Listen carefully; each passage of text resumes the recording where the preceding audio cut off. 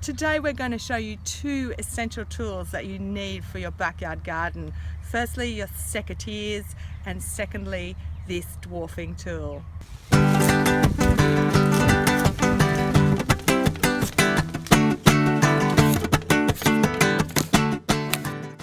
It's used for dwarfing fruit trees, and it's also used to create marcottes.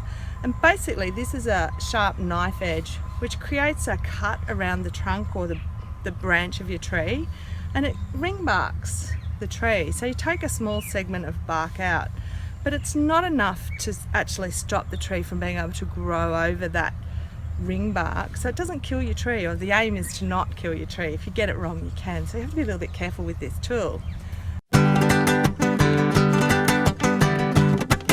So what we want to do is we want to slow down the movement of sap that is feeding the tree, which in turn actually slows the growth. So this is a kwai muck, which is quite a large tree, and we're in the exclusion orchard, so we have a height limit of about 4 to 5 meters. So basically we don't want this tree to get any bigger. And we can come along with a chainsaw and prune the top off it, but what that does is it gives very vigorous juvenile growth. So instead of doing that, we can use this dwarfing tool to make cuts on the bark. So you can see here where we've ring barked the trunk of the tree.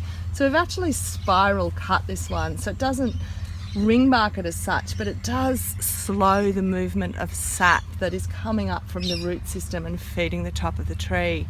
And what that does is it slows down the growth of the tree, and hopefully it'll also encourage the tree to flower and produce more fruit. So it has some great advantages, and we're going to show you a few more examples of this girdling or dwarfing technique.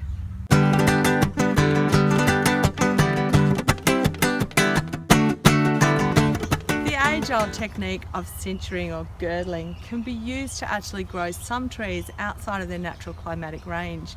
Because it can help bring your plants into flowering, it can also assist with plants that are a little bit tricky to grow in your climate.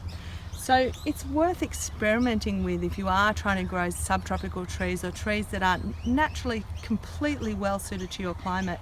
You can try cincturing to encourage them to flower and fruit, and you might find that that gives you some great successes in your orchard.